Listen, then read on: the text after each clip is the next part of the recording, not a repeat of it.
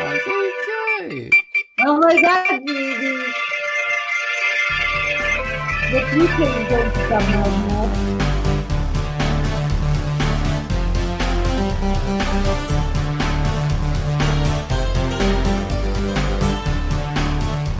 Hello and welcome to the QUACKCAST. This is QUACKCAST number 455. I'm Ozone Ocean, and with me is Baines and Pope Baines and Patriarch or Matriarch Tance. Peace be with you. No. The Patriarch Matriarch Tance. So we've got we're basing this, well, this QUACKCAST, we're talking about the made-up religions in fiction that we typically have, and maybe, rules about creating made-up religions, and the kinds of religions that you're going to have in different sorts of fiction, like sci-fi and fantasy and all that, and present day. So, but before we get into that, let's talk about the featured comic. The featured comic this week was a feature that I featured. It's quite an interesting, seasonal feature, which is a good thing. Because the season we are in now is ramping up to Christmas. And this one was recommended to me by a fellow called Area 51. And yeah, so I decided to do that as my feature. It's the St. Nicholas Conspiracy, and it's really quite a fun way of doing it. It's clever. So take it away, me, with St. Nicholas Conspiracy. Hello, I'm Ozone Ocean, and my feature this week was the St. Nicholas Conspiracy. Is Santa Claus just a story we tell young kids? Is it a vast conspiracy involving all adults working together with the government for some reason? Or is he a real person?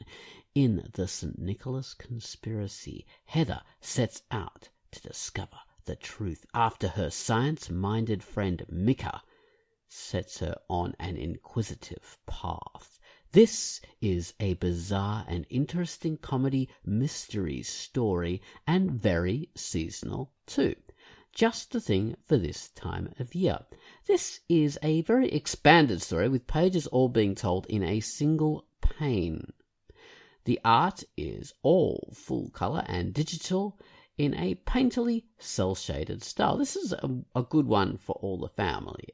It's rated E, so yeah, that really helps out.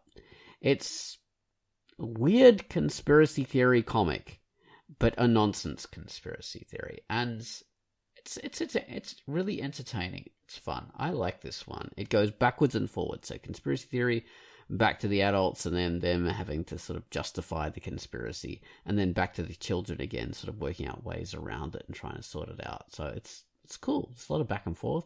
There's certainly enough pages to get into. It's quite a big comic, so, well, they're all single panels, so it's very easy to have that. Anyway, so enjoy the St. Nicholas Conspiracy by Dorky, and it's rated E. And that was our featured comic, which was the St. Nicholas Conspiracy. Next up, we're going to introduce the musical theme that Gummallis has given us. He's given us the theme to a comic called Animal Town Confidential. This is a very fun track. Come on down to the country, mind the chickens. This one makes you feel happy, positive, and welcome. Acoustic guitars and analog sounds bring in a flood of warm sunshine and light. So, take it away, Gummallis, with Animal Town Confidential.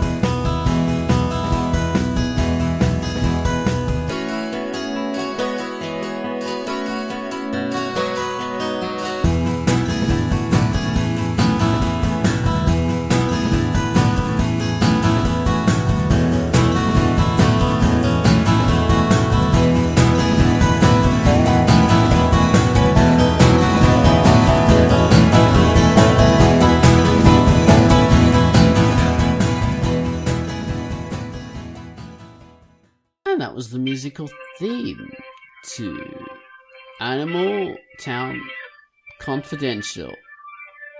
And Baines is playing us in with his holy Hammond organ. This is the Church of I was the giving Drunk exactly. Duckers. We're doing religion, so I was giving you some. Exactly. We Yeah. should be standing up in our pews and That's right. And or clapping. in front you. of our pews. Yeah, wearing terrible smocks and going, Holy, holy, praise the Lord. He has risen, he has come, he has returned. Listen to the He word had of the returned. Lord. Oh, You poor sinners, you listen to this holy word and be converted. You will raise up to his light, and he will shine down upon you with his healing rays. hmm. Come on, come on. Give generously, and I will take you to the light of the drunk duck. You are The never more going to you let give, the the elevator faster you take you go. down. What's that? Sorry. What tense? No, I said the more you give, the faster you go. That's Exactly. to the light. I meant. That's it. Yeah. The more you give, That's right. I think is that okay. So we're talking about religion and like made up religions in fiction and how they usually go, and that is a common thread. Stuff set in the present day often goes along the that kind of Baptist kind of evangelical kind of stuff, and they point out the holes in that, and they use that as like a bad guy or people being led astray, and they use that as a good example because that's what tends to happen in reality. So that's a kind of a common thing. So, and it's fun to make fun of that because it's theatrical and it's so over the top. So yeah, that American evangelical kind of stuff. So yeah, that's a great example. True. So we've got like present. I don't know what's a word for present day. Like non-fantasy, non-sci-fi. I don't know. Stuff. Current, I guess. Yeah. Modern day. Contemporary. I'm not sure. So yeah, there's Contemporary. Okay. yeah, there's that. All right. So fantasy depends on where it comes from, but it takes on a whole lot of different things. So okay, if it's anime, which I've been watching a lot of, it's always Catholicism. That's what they base it on. Oh, look, sometimes they have Buddhism in fantasy, but generally not. Generally, if it's Japanese, and they're going to have religion, it's normally based on Catholicism because they like the imagery. That's why they like to do it. So they have a sort of a cultural history with Catholicism because they had like monks coming over there, and they had like a whole big enclave of Christian Japanese, and then they slaughtered them all because of some kind of getting rid of the Western people, and also let's not get into the history of that, but they have a history of a relationship with Catholicism, so that's why a lot of it always appears in Japanese, anime and stuff. A dysfunctional relationship, let's say. Yeah, and it's very superficial, so they don't understand it at all. So the symbols are used all the wrong ways, hilariously, and it's always often quite funny in the way they're used, and it's very ham-fisted and ham-handed.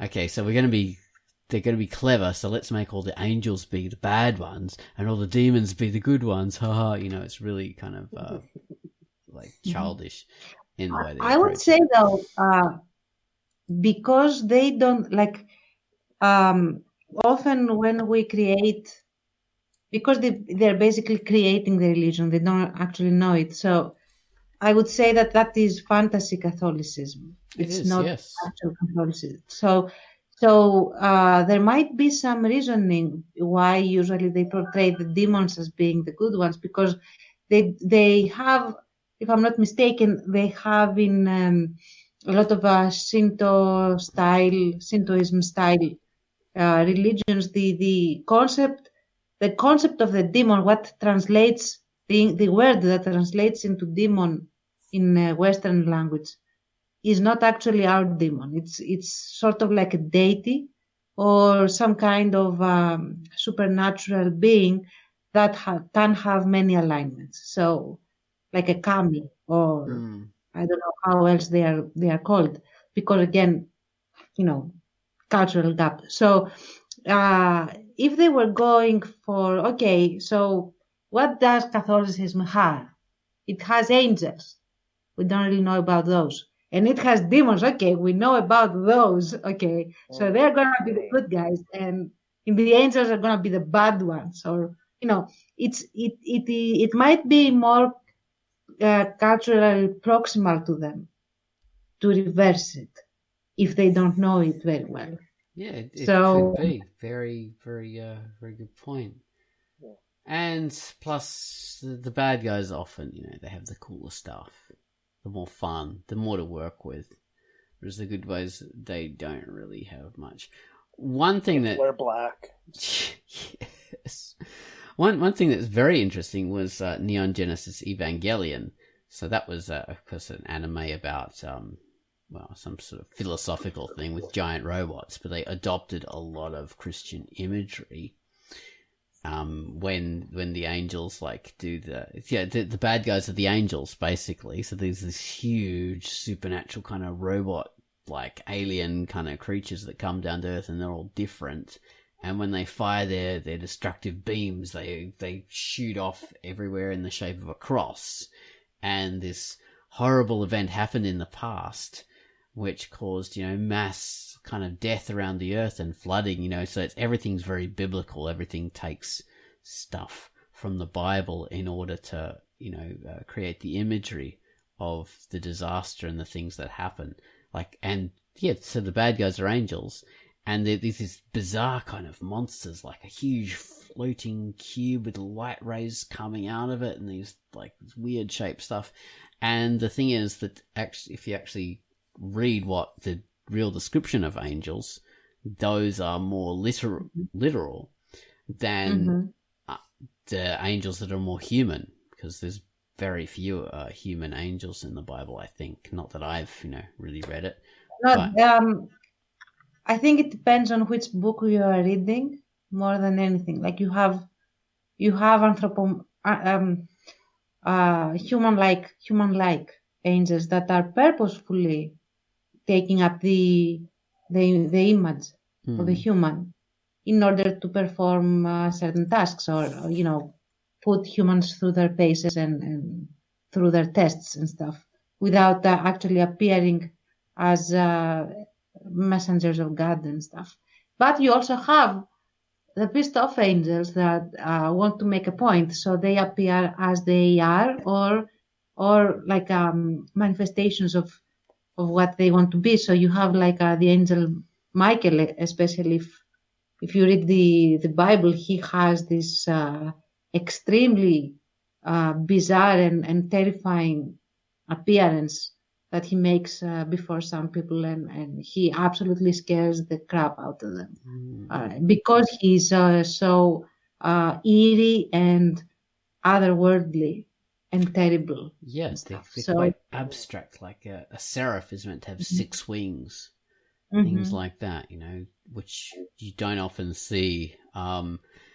You do not often see represented in Western art, but you'll see quite often actually depicted in anime. You'll have angels with bizarre, extra wings and all sorts of stuff, because they are actually going back to the sources. So that's an interesting thing, where they are more correct than a lot of Western stuff, which takes... It seems so awkward to make a character with that many wings. Or, 9 tails. I notice sometimes some anime will do the 9-tailed fox spirit and stuff.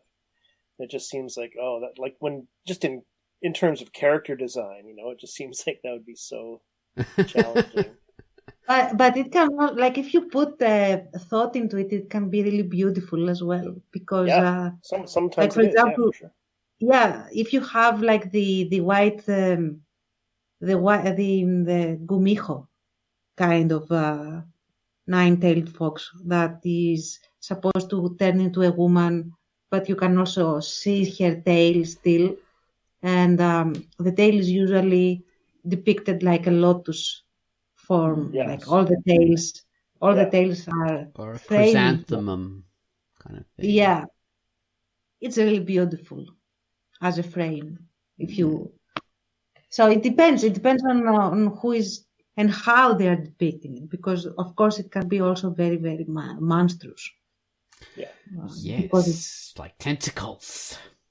Mm-hmm. Could do all Absolutely. sorts of stuff. All right, so that's the Japanese relationship in their fiction, and they of course have more the animus stuff, as you were talking about the kamis. They have those, and they are an analog to fairies and stuff like that, and nature spirits in other religions. And so nature spirits, and fairies, and kamis, these are a relic of much earlier, more primitive religion. I know that's a loaded word, primitive, but it really is a more simplified kind of type of religion. That this is a lot earlier. A lot of the religions we have now really started off that way and developed further, and streamlined themselves. So yeah. Anyway, so the Japanese have their kamis, and that's based on these kind of weird kind of forest deities and stuff like that. Well, you see it in say the Wolf Princess. What's that? Princess Mononoke, famous movie. So that's depicted there. So that's a religion sort of depicted in a very literal sense, with these airy fairy spirits actually being the spirits of the forest. Okay, so when people go for that kind of nature spirits, we talked about this in the Patreon video, of course. Now, this thing is usually when we're talking either like really kind of I don't know, a lot of fantasy uses that kind of stuff, especially Dungeons and Dragons. We have shamans in Dungeons and Dragons. World of Warcraft, we have shamans in there, and the idea often is to adopt some kind of a nature belief, and like native people or indigenous people. If you've got those in a story, you'll always make them animists. You'll always give them some, nature spirits kind of stuff, and that makes them more in touch with, nature and the land, because they worship. Exactly. Or new wave spiritualism, like meditation, mindfulness, chakra style things.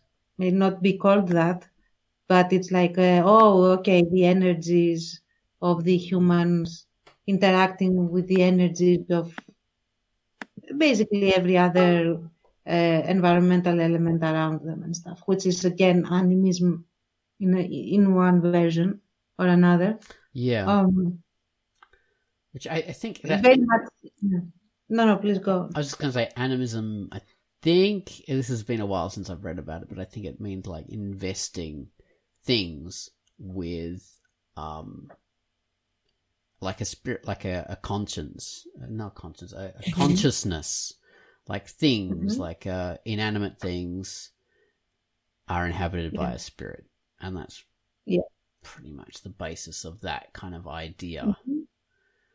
So it's I mean, it's a very innate thing in human nature to do this, because say like we kick our toe on a bit of furniture and we like go, you bloody chair, you damn thing, as if it had some kind of agency, as if it did it. And I think that's related to the like animism in a way of like you invest an inanimate thing with like agency, like you, or like an animal. So an animal can think and sort of react independently, And so we invest nature with the same kind of abilities, or we invest like a waterfall or a river with that same, because it seems to be that it's acting independently. Yeah, or a volcano. Yeah, so it's a natural thing to do. That's why we consider it primitive, because it's very very basic. It's very very bedrock kind of stuff. There's not too much development upon that. Oh, I'm getting a bit too focused on that. I prefer to call it like early, because it was based simply on the very first interpretations that could have been made, considering the knowledge of the world that we had as a human species at the time and everything. So there is that. But the thing is that often in fantasy they tend to make symbols out of the religions, depending on what they want to depict. So like you have depending on who is the good guy, he or she gets the true religion. And there's always one true religion and one false. Or you might have one religion that holds for everyone, but you have the true practitioners and the false practitioners, the ones that are the bad ones and stuff. So it depends on that. Oh yeah, like your good guys might have an actual relationship with the god in question, whereas the baddies just have the church structure to rely on, the religious structure and the practices, and that's what really usually defines the difference between the two. So they just like have the institution of their whatever church they have, and they're arrogant and they're wrapped up in that, whereas the good guys actually, I'm actually talking to the god personally, and that really follows that's like a classic kind of structure that's following like the whole Jesus story, because we have like the Pharisees or whatever who have the structure of their religion in their temples versus, oh, this guy is actually the son of God. That's that's the thing is, though, I would say that it's not so much Jesus than it's Moses, because Jesus didn't actually go against the church structure of the time. Like, he used the same means and the same language and the same scripture, so to speak, in order to revise the church rather than actually abolish the church. If we look at it from a sociological point of view, whereas Moses, you have him being the representative of the true religion versus the false one, which is the Egyptian polytheistic religion. And you have him just walk up into the face of the super top high priest who is the Pharaoh, and saying to him, you know what, my God is stronger than yours, so, kowtow to me or face the consequences, which the other guy, blows him off and says, get out of my face.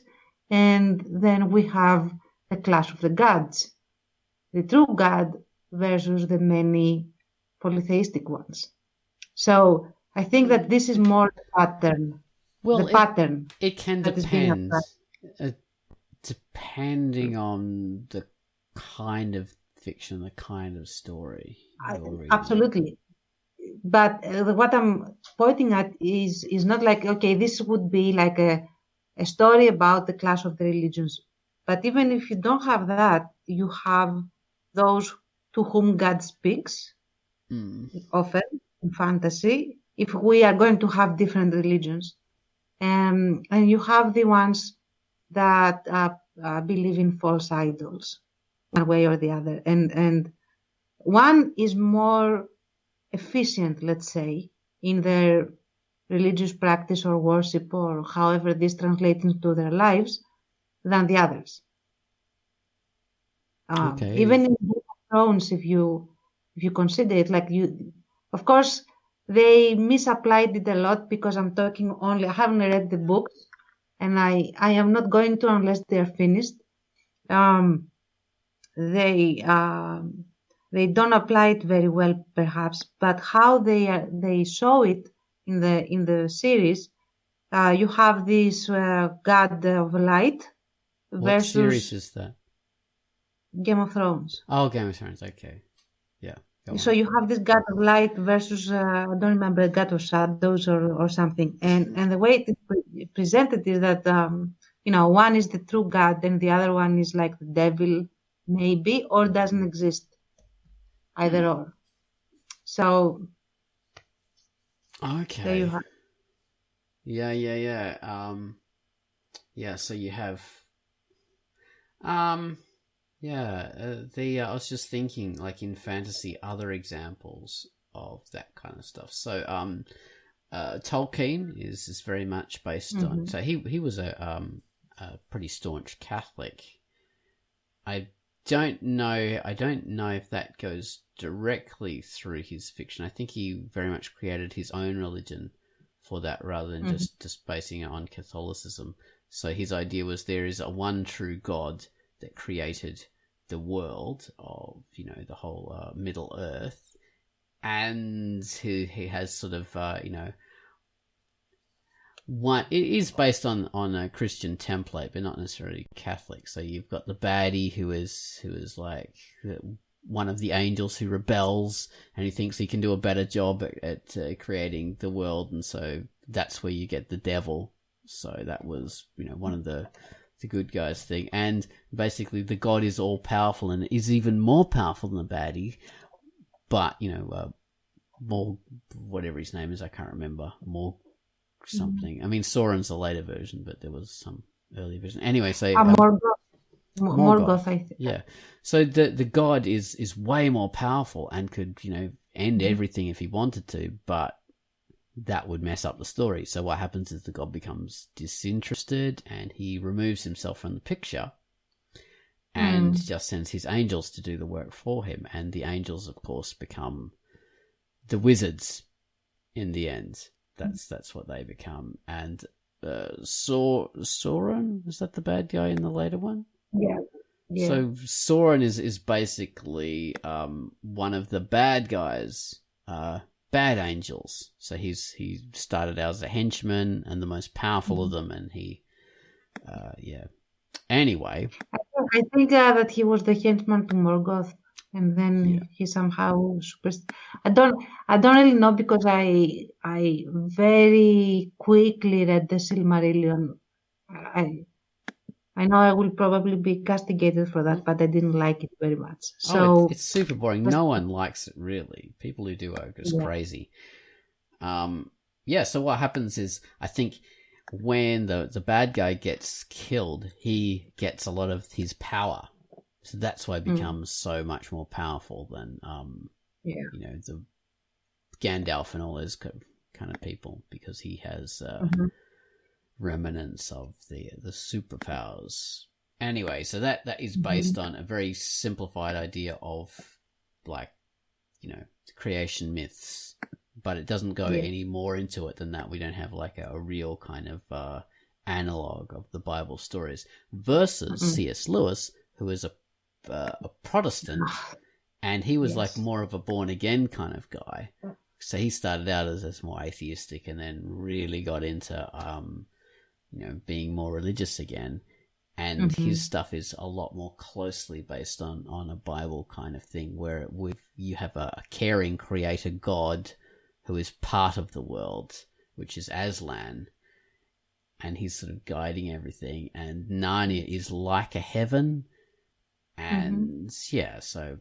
And then there is trouble in paradise. Yeah, of course. Yeah. As there always has to be. Like God is, you were talking about, God is hands off, and the devil is more literal, like literally taking part in the story. That's super common, right, across genres, in horror movies and stuff, even like that. Which is something I really don't like. If you're going to have Like you cannot. I think that if when they do this, they destroy the whole duality of it in religions, in the sense that both, let's say, both God and the devil should be at least, on the same level of manifestation. If you are going to go that route, if you're going to have like the bad demons and stuff, then these guys don't battle humans, they torment humans, they battle angels. So bring the angels in. What's the problem with, like, they have this taboo with angels, I don't know, or this beef with angels, and they are either twats or they are usually, one step from falling, which doesn't make any sense, or they generally are never normal, in the sense that they are not representatives of God's will, or even like supporters of God's will. Whereas the demons, they are okay with the devil. Like they go 100%, whatever the devil says, and that's it. So yeah, it's very. You could argue that God gives free will and everything, but yeah, okay, if the angels are there as God's warriors by their own free will, let me see it a little bit. Like I would like to actually see it a little. Usually disappointing, yeah. Almost 100% the way angels are depicted in fiction, if they're based on Christianity. Well, so we've covered the contemporary stuff and the fantasy stuff. What about sci-fi? I said in like the video, I've noticed a lot of it is based on Hollywood idea of Buddhism often. Yeah. That is either cults, which are the bad guys, and they're based on a false religion always, because that's what we do with cults. Always. Yeah. Or they're an alien. Often it's always an alien who is the religious person, and they're like based on Buddhism. It's like, oh, we'll be reborn, and yeah, peace and love, and I'm totally serene. I'm so freaking serene. I can't believe it, and like I'm peaceful and all this kind of, those characters, I just hate them so much. It's such a wanky version of Buddhism, where you have these characters who are just like, oh, I am more serene than anybody else, and you just follow my way, and it's the true way, and it rubs me the wrong way. You see it time after time. Stargate, you kind of put Star Wars in that category, sort of, although there were literal powers and stuff. Very much Star Wars. I was just thinking Stargate, no, because Stargate goes and actually I was thinking Stargate as I was listening to you. Absolutely. That has religious people who are like, okay, so they're just adopting the Egyptian gods, and then they have the Norse gods, and who are aliens and stuff like that. So that went in a different direction. But yeah, Star Wars, very much so. We have that is very very Buddhist. Oh, the Force. Ooh, and Obi-Wan Kenobi in the actual proper Star Wars, not the prequels and that stuff, is very... The Force reminds me a lot of the Chi sort of philosophy. Yeah, it is Chi. Yeah, it's that good energy that flows through everything, and very much. The midichlorian stuff is just doesn't make sense. It got silly later, yeah. I mean, the stuff that, like, in Empire Strikes Back... We don't talk about that. Yeah. Exactly. We won't talk about it. Where they talk briefly, and this, I don't think this was really maintained, not to my satisfaction really, but like in Empire, they talk about, like, Luke asks Yoda, like, is the dark side stronger? And Yoda's like, no, it's quicker, it's easier, and whatever else he says, like that just those vague kind of explanations, like, made a huge impact on me. I'm like, okay, that's what it means. It's like, you can be more disciplined, you can work harder, be patient. Like, these are virtues, literal virtues, and these are very kind of broad based, and across a lot of religions, I would say, it's like you take the harder road.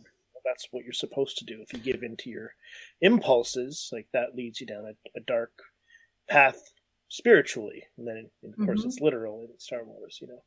Well, so, like, the dark side, you could say that it is literally the highway to hell, and you become a demon, one way or the other. Well, I will say that, you know, I'm saying like the Buddhism is often treated as very wanky. Well, say in the first Star Wars movie, which is just going to be a one-off, then it's like, it's a bit more airy-fairy, a bit more wanky. But then we get to the second film, like you're talking about, where they actually do develop it a bit more. And they developed it so well, like you're saying, with the dark side and all that it actually taps into stuff that does make a lot more sense. You know, taking the easy route is often, you don't care if you harm other people.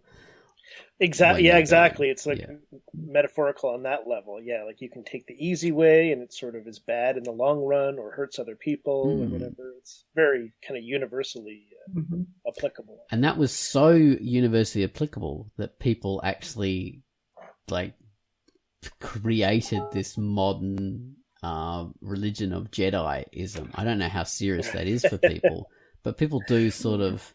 I have heard of that. Adhere to it. Yeah, they do have a. Well, apparently, L. Ron Hubbard did say to George Lucas, "You should make a religion. Take this Force thing, turn it into a religion. Like, forget movies. That's where the real money is," kind of thing. Oh my God! So I have read. And George Lucas was like, "No, I don't think so." And name it the Temple of the Sith, because you are going there from day one, dude. Oh, exactly. Yeah. Yes. That would be dark side behavior right there. Well, that's another interesting thing. Okay, L. Ron Hubbard started out as a used car salesman and a sci-fi writer. Ended up the same way. Yeah, but a very noted sci-fi writer. A lot of the sci-fi writers at the time liked him. He was, not regarded as like a poor writer or anything. They respected him. And he created a religion sort of based on his writings. That was based on his sci-fi. Right. So, it mutated into something. It's ridiculous, but I don't know, it had legs. It had something that appealed to people. Dune is Frank Herbert created a religion for Dune. It was very well thought out. People don't follow it, of course, thank goodness. But that's another fantastic religion, the way that sort of, and it's not based on Christianity, and it's not based on animism. It is a very clever religion in that it's based on its own world, and the way, a logical way that it would have been created, because it's based on aspects of that world. I mean, it does take quite a bit from Islam, not in that the religious practices, but it takes superficial stuff from Islam, which is these the Freemen. Okay, what religion is that? Okay, it's the religion in Dune is based on the planet Arrakis. Okay, this is a desert planet. So, well, there's a couple of different religions. Okay, so there's you have the navigators, who are these people who are able to like almost telekinetically, or whatever it is, using their brains, they can sort of, and this stuff called spice, which is this magical chemical only produced on Arrakis because it's produced by these huge sandworms. They can use that to navigate the lines in space and travel faster than the speed of light by following these like weird pathways in space. And that becomes institutionalized, and that becomes that's sort of their own little culture and their own sort of almost a religion. Then you have the Bene Gesserit, which are these like almost nuns. They're nuns, and they're like this matriarchal order who keep knowledge, and they also have some kind of like almost telekinetic power or whatever. But it's mainly due to inbreeding. So they're a closed system. They always they're always kind of making sure who breeds with who in order to create someone who can see into the future. And it's basically based on like a refining of the human genome, and that's how that works out. So then you have those. Then on the planet of Dune itself, I think it's all to do with the stuff called spice, this magical chemical that's produced by these sandworms. Then on the planet of Dune itself, you have like the more native religion of the people there, and it's, I don't know, and that's based on like like a veneration of the huge sandworms who produce this magical spice, and everybody on the planet ingests that just as a matter of course, because that's always there in the atmosphere, and they get like bright blue eyes and certain features that distinguish them from off-worlders. And it's very complicated. It's hard to explain, but it makes sense in the world. It's a religion that is based on the artifacts of the world that he's written about, and the landscape and the planets and the things that exist in there. So rather than just stealing Christianity or Buddhism and doing your own version, so it's way more clever than most religions that you see in fiction. So I would recommend that highly as a made-up religion. That's a good thing. Actually, what would you guys recommend as a made-up religion in fiction that you've seen? Can you recommend in terms of... It's well done. So Dune is my example of a made-up religion that is really well done, because it's based on the world that it comes from, rather than just stealing it from somewhere else. But maybe there's an example of where a religion is based on stealing from other Earth religions, like historical religions, and maybe they did a good version. Like your example of Empire Strikes Back. That's a good example of taking religion and making their own version of it, based on real world historical kind of stuff. No, I don't know, man. Not sure. I mean, that would be, I guess, top of my head. It would be that for me, because I find it, even if you're not particularly religious, or virtues and blah blah blah. So yeah. Okay. I cannot really think of someone else. Would it be too presumptuous if I describe the religion I created for my fantasy? The Art of Veiling? Cool. Yeah. Okay, yeah, go ahead.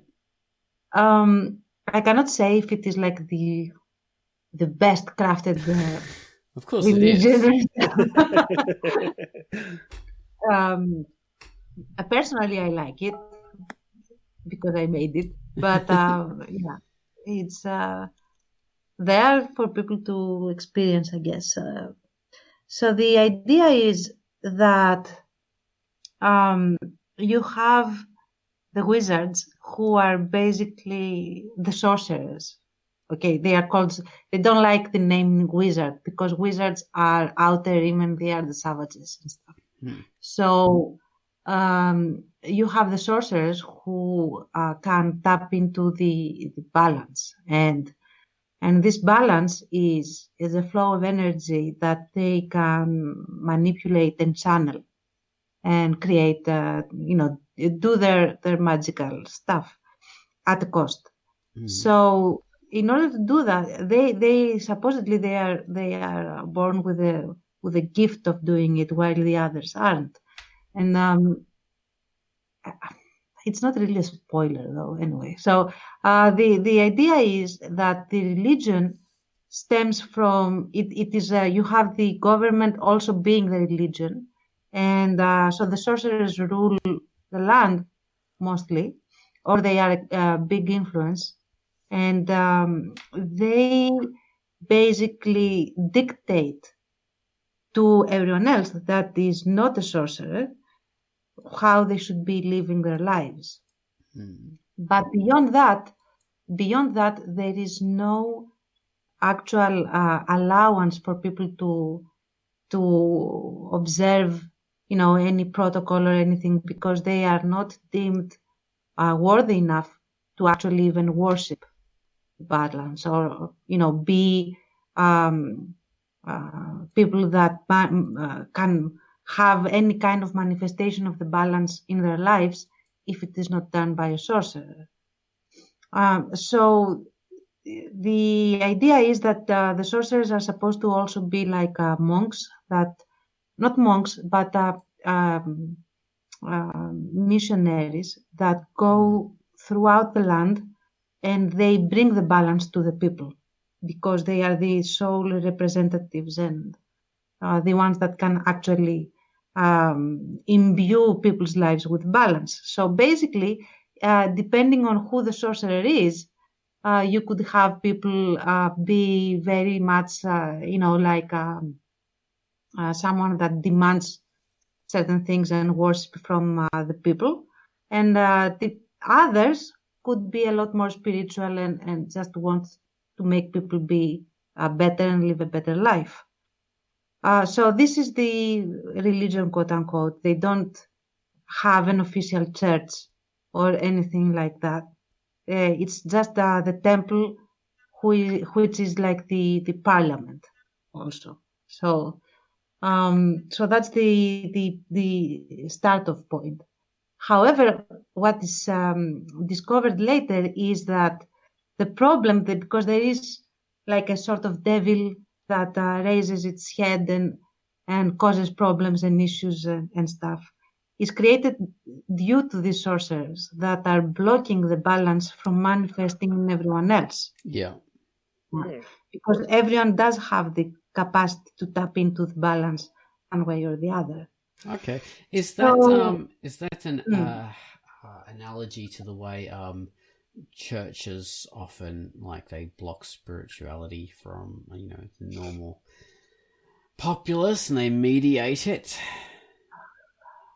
Well, maybe, I don't know. The idea was that I wanted to create a divine system, a divine flow, existence, or however you want to call it. And everyone who can represent any kind of religion, because there are different religions, but this is the main one that we start off with. We also have more idolatric, let's say, religions, especially in the outer rim, that are considered also, inferior to what we start off with and stuff. They all tap into the same divine flow. So all religions have a level of legitimacy. They all can cause the balance to manifest, just at different levels, and depending again on the personality and the devotion of the person that is doing it. So I didn't really focus on creating the true religion. I didn't like that. So what I created was the true divine, let's say, and you have different avenues of reaching this true divine, which also causes every way causes different problems again, because every single religion wants to create like the chosen few that are the gatekeepers to it. So this is the spiritual part in my fantasy novel. So I don't know if it's super abstract in some realms, and it is very, very concrete in others. But it all comes down again to like who dictates what, and who is the toll post and the toll station to God, in a sense. Station, yeah. Is this in some of your novels, or is this in a comic? What is this? It's in my novels.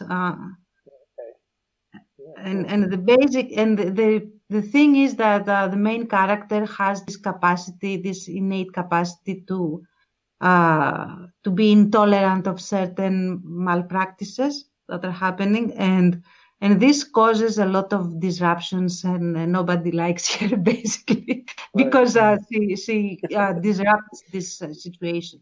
Heretical. Yeah, she's very much a heretical. We don't have this lingo because not in the book, but I mean, that's the analog for that. She's a caste breaker because this is all done with castes. So she breaks the castes. Castes, we would say. Castes, okay. She breaks the castes. So sorry about the pronunciation. QUACKCAST. Yes, the QUACKCAST. So what we mean by caste is that you stick within your little group, and castes are very hierarchical. Some castes are more they have the things that they're allowed to do, and other castes have their things that they're allowed to do, and you're not allowed to cross over, and that other caste might be a bit more important than your caste, and they're only allowed to do a bit more, and so that's generally what is meant by that.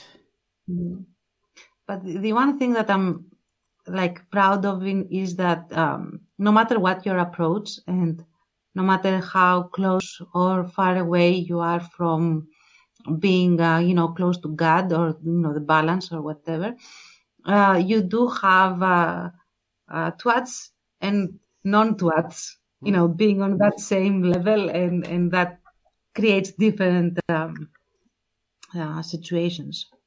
Twats. No approach has only good people in it. Oh, that's a good way of doing it, because often we can, that will make the stuff a lot less convincing if one side is like the Mary Sue. Oh, they're the right ones, they're the good ones, they're the one true things. That reminds me of actually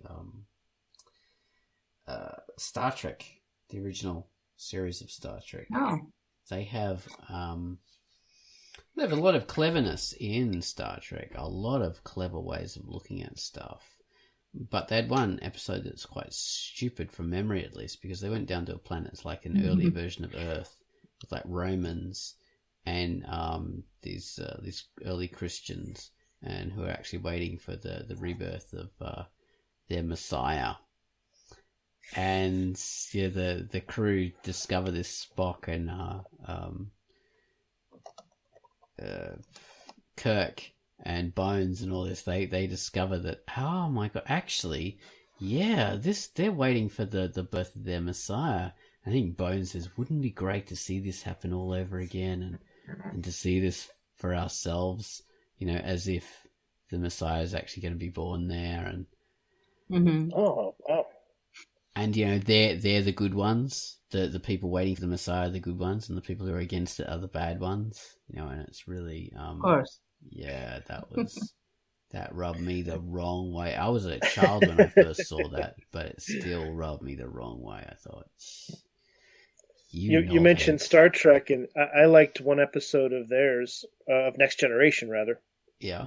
Where they went to a planet who was expecting the return of a kind of a dark Messiah. It was like an Antichrist kind of figure. Oh. That the planet had 1,000 years of peace and prosperity and everything. And in the ancient texts, like it said, like you'll see these signs 1,000 years from now, and then this being will come back, and then you'll be enslaved. Oh, that's interesting. Lo and behold, like they are getting the signs, and the planet is going into a panic after being like a really kind of stable, like enlightened society. And the whole episode is about, this being does show up, and it goes on from there. But the episode, a lot of it is about kind of superstition, and the Picard and the Enterprise heroes are like, they argue that we're not going to let them sink back into superstition, into fear, into this kind of stuff. It was very much that kind of approach to,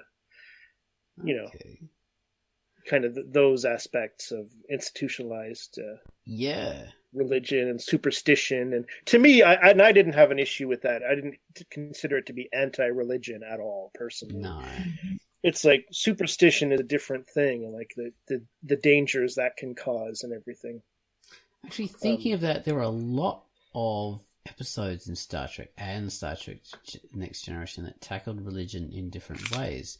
Like, of course, there's the super powerful being, which is Q, who is basically a god, a trickster god. He's Loki and Obey or whatever. All these trickster gods wrapped up into one. And he is all powerful.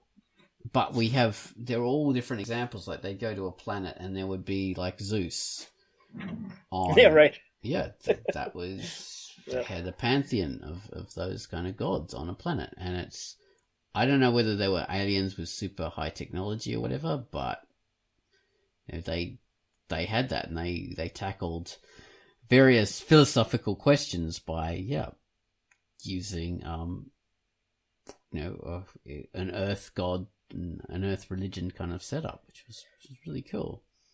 Yeah. And Deep Space Nine went on with that, having the Bajorans, who are very religious people. Oh, yes, the founders, of course. So this that's on the other side, but even on the good guys. Oh, the prophet, the prophets, they actually were literal beings who most people didn't interact with, of course. They were hidden in the wormhole. That's right, exactly. It was cool because the Starfleet characters would call them wormhole aliens. Yeah. And the Bajoran people called them prophets.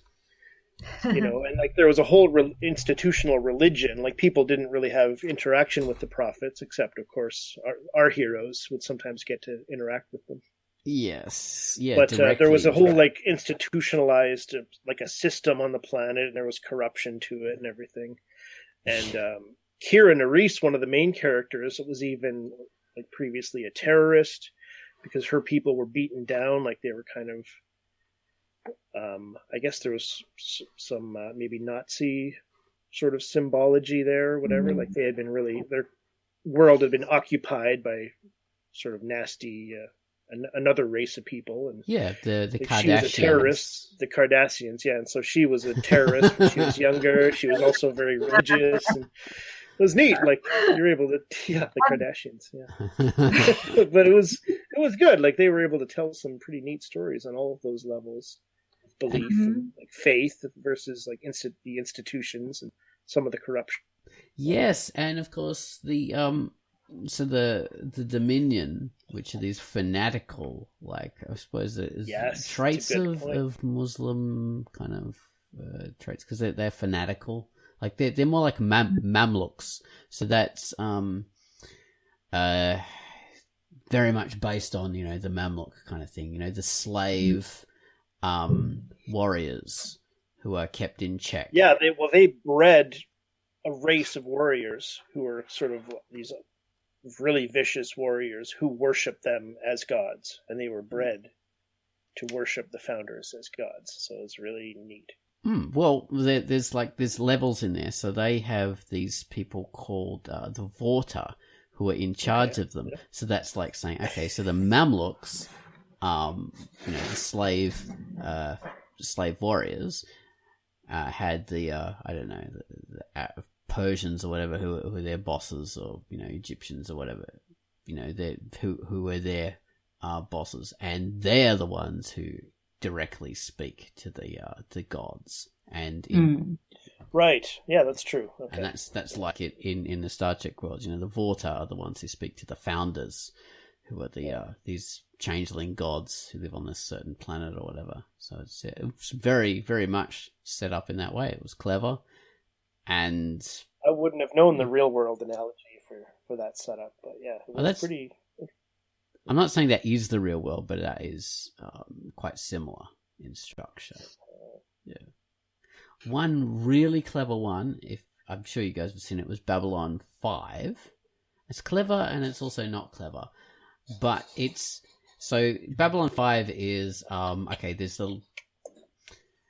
humanity has contacted aliens. We create this space station called Babylon 5, and the idea is that it's going to be like a neutral ground where humanity and these like all different kind of warring alien races can all get together and have like embassies and share knowledge and stuff like that, but it's neutral ground, and humans are in charge of this particular space station. And as the story goes on, we're sort of having hints that there's more to the universe than meets the eye, and there's like dark things like influencing these events beyond our control. And there's hints of it in that there's these people called the Vorlons who are a bit strange. No one knows much about them, and it turns out these Vorlons are actually what you would call like a more founder species. These are an earlier Old One species, and they're like looked on as being gods by a lot of other people. And there's these other people called like Shadow, and they're looked at as being demons by a lot of people. But as the show goes on, we discover, okay, there were these like Old Ones, and then there was these the Shadow, and they had like proxy wars by having a whole lot of like different races who followed them and worshipped them, and they had battles against each other by using these races who followed them and against them. But the Shadows aren't necessarily bad or evil; they're just one side of that war.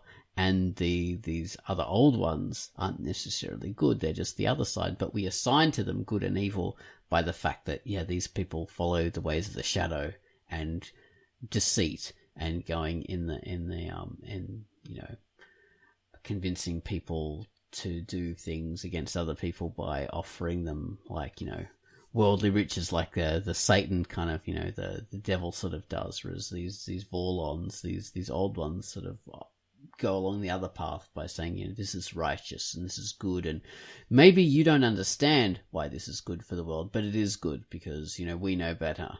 So that sort of followed that kind of stuff. But the whole mythology of this world is based on like prophecies and that kind of like moving towards Armageddon and trying to avoid Armageddon, or maybe trying to accelerate Armageddon, because that's when we're actually gonna finally get balance in the universe by one side destroying the other or whatever. So that was a very interesting take on space religion. I've never seen this show. I've always meant to. Was it good? It's highly regarded by a lot of people. I found I found it pretty good. Like the real talk. Yeah, I think it was designed by people who were doing like soaps and that kind of stuff, like these long form soap operas. And there was a lot of crossover because a lot of the actors came directly from the soaps. Oh, wow. And so I thought it was pretty poor when it started, but they did have a good solid idea of how this show was going to develop and how it was going to go. And it actually had, even though it's had many, many seasons, they knew, exactly how it was going to end up, because it's based on a prophecy kind of thing. So it's good from that point of view, because it's going to keep on developing and going to have some sort of ultimate end, even more so than say like Game of Thrones people love. I think this was way more intelligently constructed than that. So I'd recommend it, although I wasn't really that much of a fan. It brings up some interesting questions. Anyway, I've rambled and rambled. I did. This is just a side note, but I think it's Babylon 5 I'm thinking of, where they, in their series Bible, they built in like escape hatches, so to speak. Like if they lost actors, they lost major characters, they built into their series Bible, like if we lose this character, like this will be the way we get them out of the series, so we can keep the story going. But that's a whole other story. Well, which you really have to do if you have a long form plan for something, and because the story had followed the arc kind of idea, like the massive arc, before that was popular, way before that became a big thing with Game of Thrones and binge watching. So you have to have that. You have to have escape hatches in there, because and funnily enough, almost every big actor in that series has died, which has been really weird. I think there's pretty much only one or two left. They've all died young in that show. It's very strange. The actors in real life died young? Yeah. The actors in real life died. It's a shame. So there's hardly any of them left. It's depressing. It's just weird. It's weird, yeah. Because in Star Trek, the same started out the same kind of Star Trek Next Generation, and even the original series, some of those actors are still alive, but most of the Next Generation actors are still alive. Yeah. And most of the Babylon 5 guys are dead. Wow. Yeah, whatever. Did you ever read Foundation, you guys? I don't know if you're really sci-fi. I'm not a huge sci-fi reader myself, or a reader, period, to be honest. But Isaac Asimov I really like, and he did the Foundation series. I have read one of the latest stories in that. So I think it's the first book, the initial trilogy back in the 30s or 40s or whenever he wrote the original. 40s and the 50s, yeah.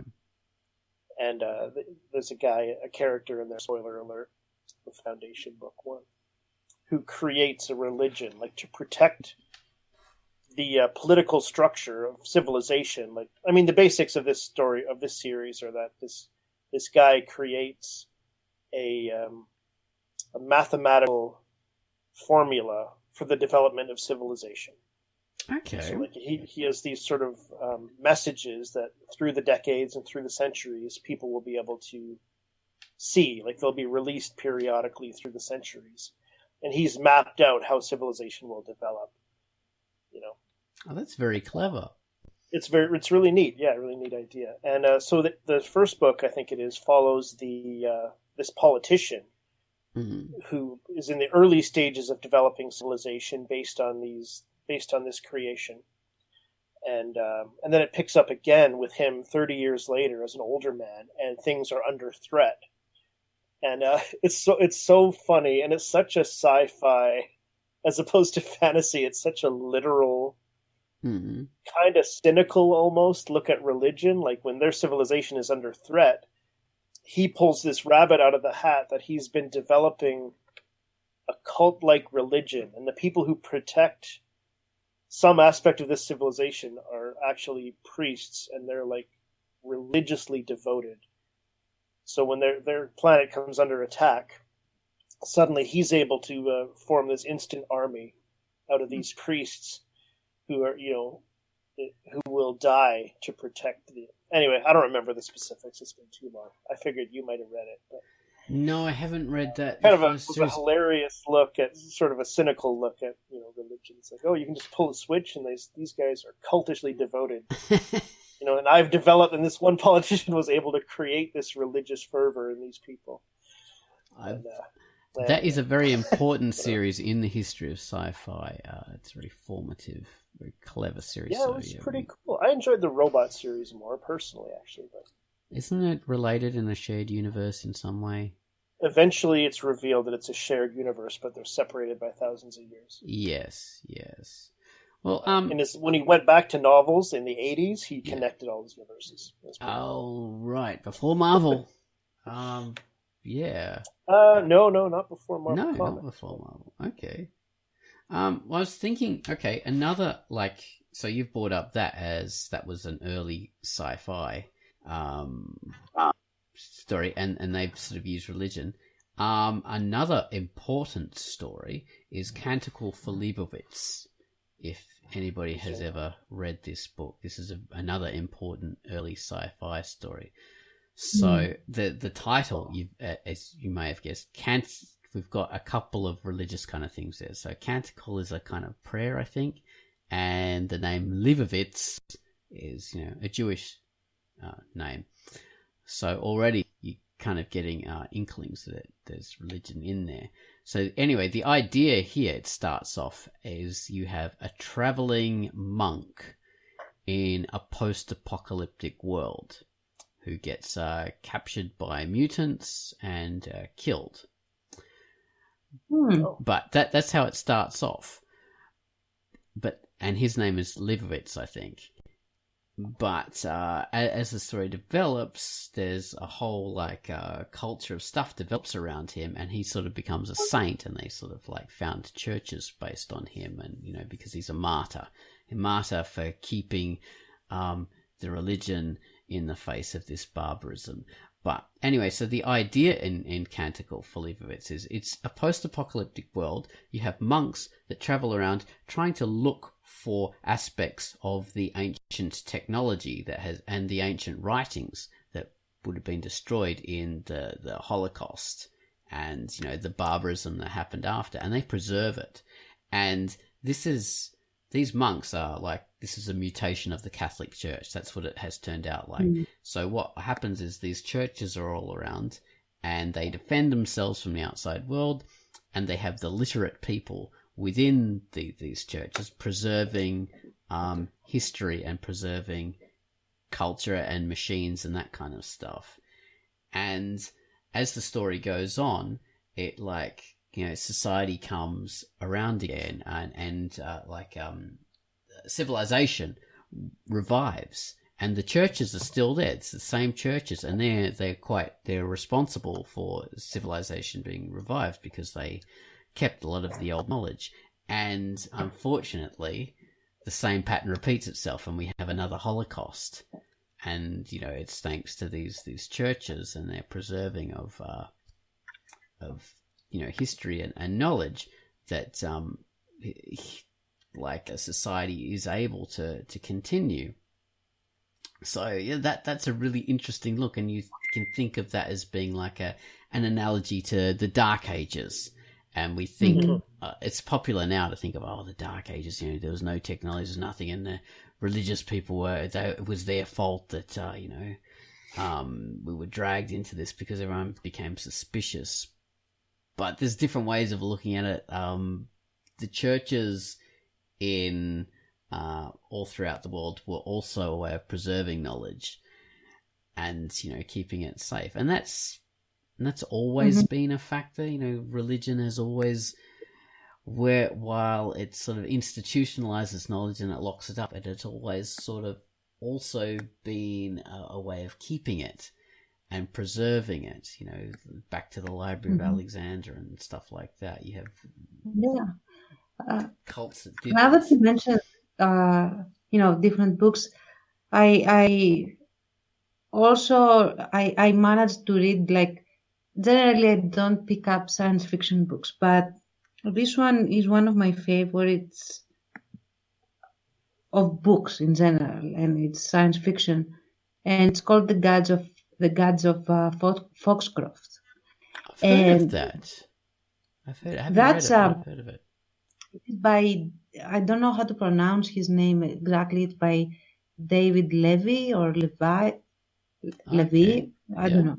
Anyway, so the thing is that it feels like a super secular book going into it. It's about this guy that has a terminal illness of some sort that cannot be cured. So he agrees.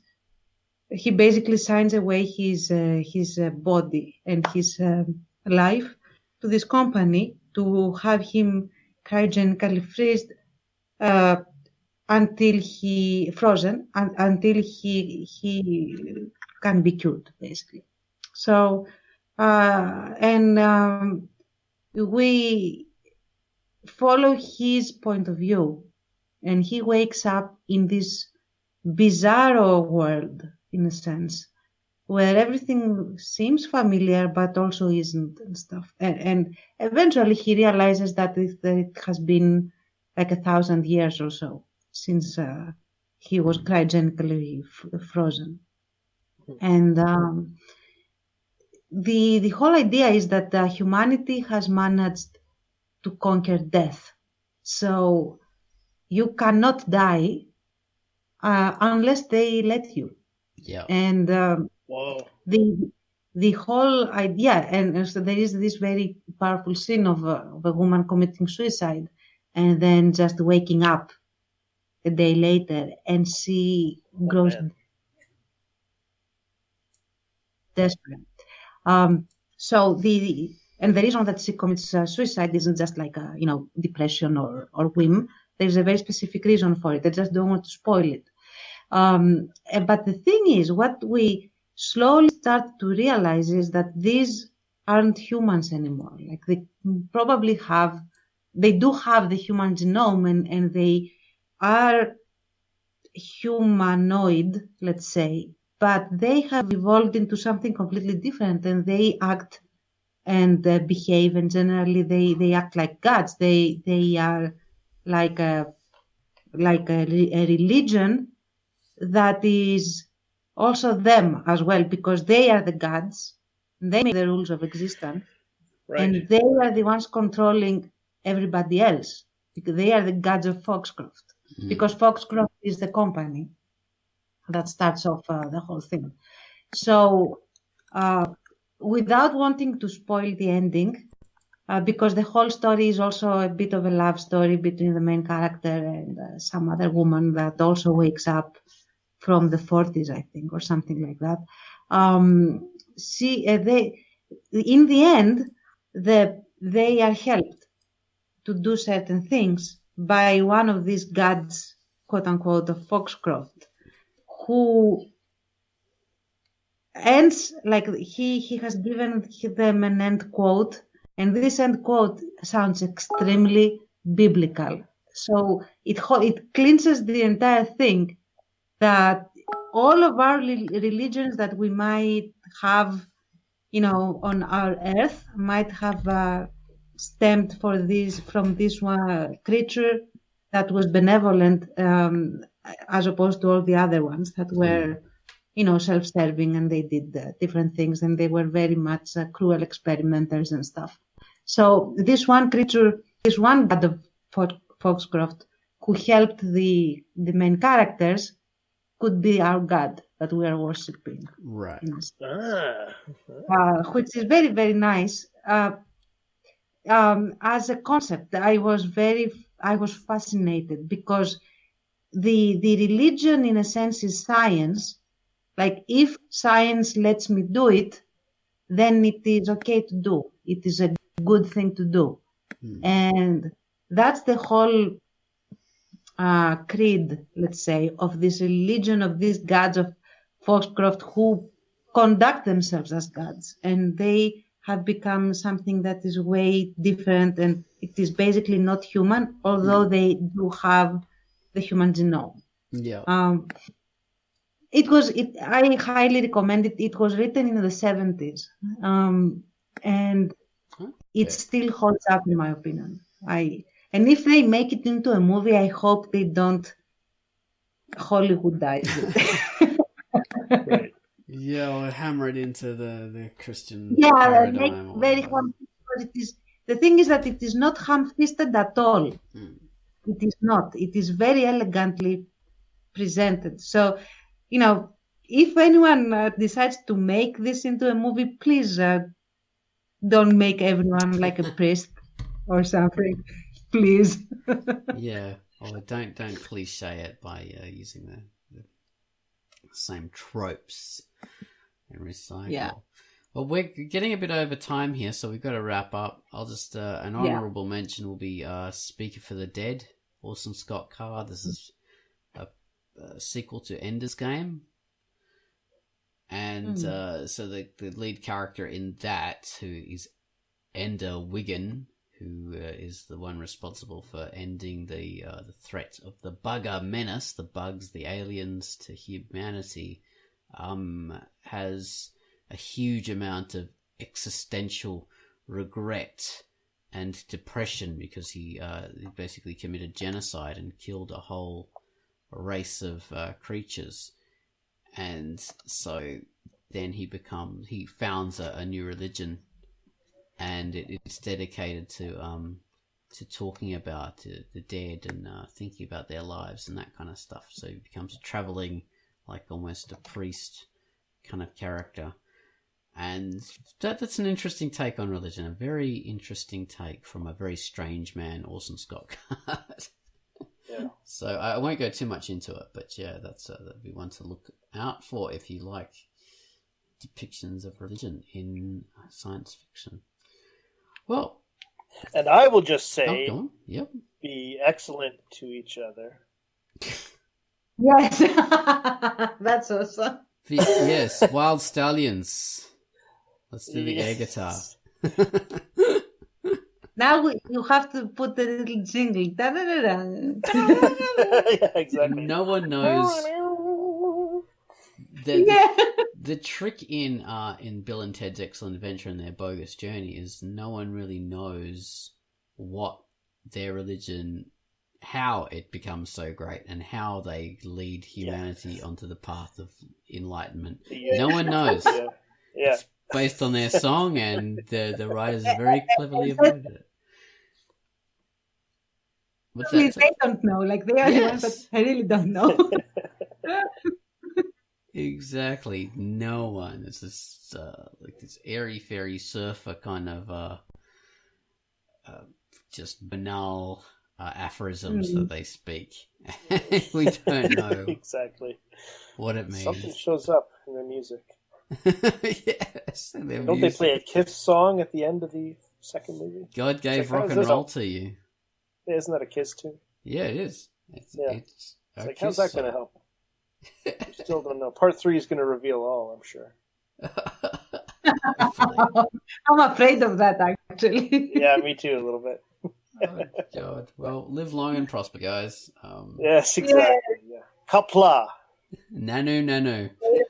With you. Yes. All right. See you. Thanks for listening to the Fiction Religion cast. Thank you, guys. All right. Thank you. Bye-bye.